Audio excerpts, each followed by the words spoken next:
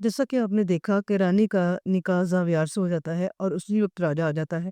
राजा को ये बात हज़म नहीं होती और रानी को बार-बार यही कहता है कि तुम मुझसे निकाह कर लो, ये तुम्हारे निकाह की कोई अहमियत नहीं क्योंकि ज़ावियार जो है वो बिल्कुल पागल है, उसको तो निकाह के मतलब का भी नहीं पता। रानी कहती है कि नहीं, ज़ावियार के मेरे बहुत ज़्यादा एहसानात हैं और अगर तुम 1 दिन पहले भी आते तो मैं ये फ़ैसला शायद ना करती। लेकिन अब बहुत देर हो चुकी है और मेरा निकाह ज़ावियार के साथ हो चुका है, इसलिए तुम भी इस बात पर यकीन कर लो और मैं भी इसको कबूल करती हूँ। लेकिन राजा इस बात को मानता नहीं और बार-बार रानी को प्रेशराइज़ करता है।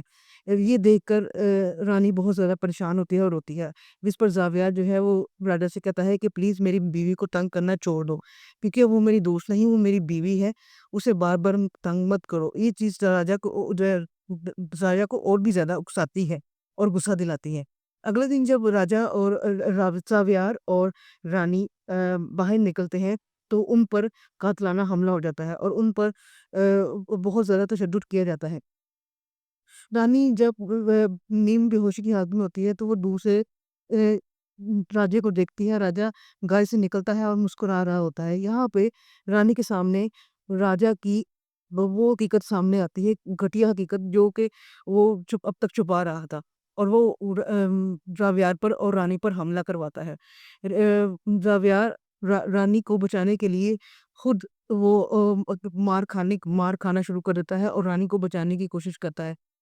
रानी नींद बेहोशी की हालत में ये सब कुछ देख रही होती है और सोच रही होती है कि ज़ावियार और राजा में कितना फ़र्क है।